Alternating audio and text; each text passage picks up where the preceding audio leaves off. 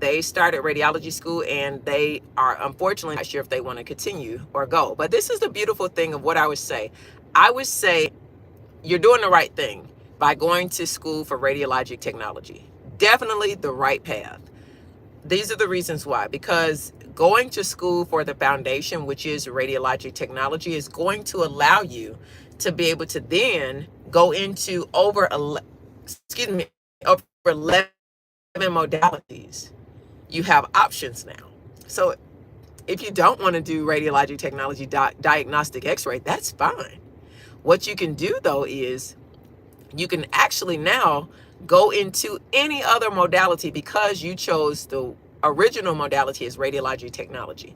So how is that different from someone who chooses to come straight in through MRI, radiation therapy, nuclear medicine, or ultrasound or sonography? Those 4 ways you can come into the medical imaging profession, but they do limit you.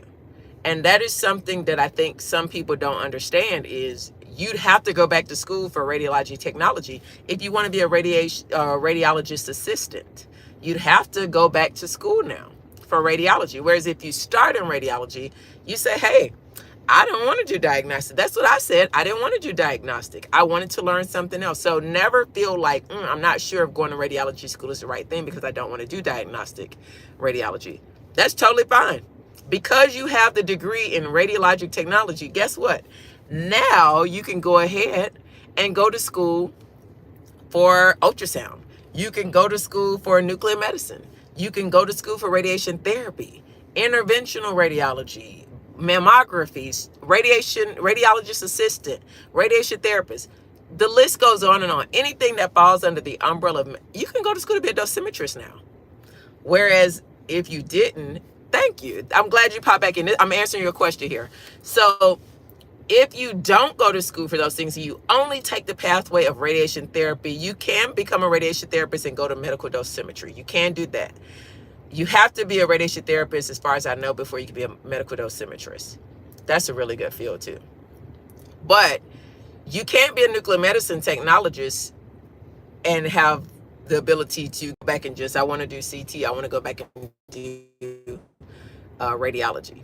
You can't do that. So that's why I say starting out in radiology, diagnostic first, opens up every other door and gives you options. When I don't feel like doing CT, you know what? I go do MRI. When I don't feel like doing MRI, you know what? I go do CT. I can do mammo when I want to. I can do bone densities when I want to. I can go back and do x-rays. I have options. And having those options allows me also to be able to really relate when I was in management, relate to my staff because I've done those different things. So now my staff is like, well, she's been a CT tech before. She understands. Even if she's managing ultrasound techs or managing a whole department of people, I have a wide range of versatility in the medical imaging field. So that just lets people know, hey, they can really relate to me. You've been there. You've done those things. I had a director one time. He was like, scoot over. I'm going to scan this MRI. He was so excited that he could still scan.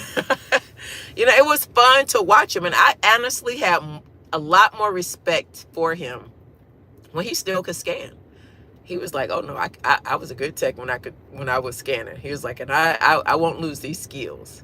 And his wife is a technologist as well. So I thought that was really, really cool. And it just makes you a well-rounded technologist having options. I am a proponent of going to school for diagnostic radiology first because I believe you should have options. And that is one reason I don't understand why people feel like they are stuck in the field of radiology.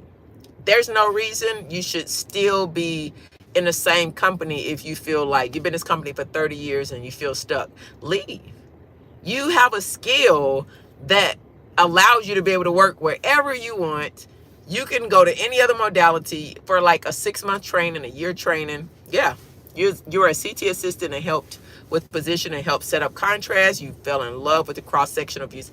I'm going to tell you, cross-sectional is amazing. And if you're in school for radiology right now, I would encourage you to join the ASRT. This is not, I'm not being paid for that or anything, but I would tell you why. They just came out with a cross-sectional video for education. They have really beefed up their education content.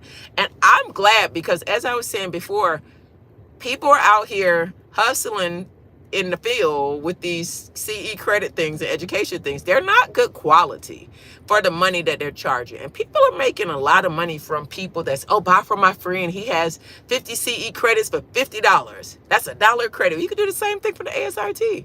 And they're better quality. But I feel like they have really put members' money behind the education and taking it to another level. So I was going to do this live for about 20 minutes because actually I have to go do something from work. I'm working from home today. I'm going to talk more about that later down the line. So keep following me and showing you all the different things that we can do in the field of radiology. And toodles. Be sure to check out my podcast, A Couple of Rad Techs podcasts. We got episodes and we've got more things coming up, but be sure to leave a review. Check us out. We've got video content and audio content, and our podcast is top 5%. Thanks for all your support.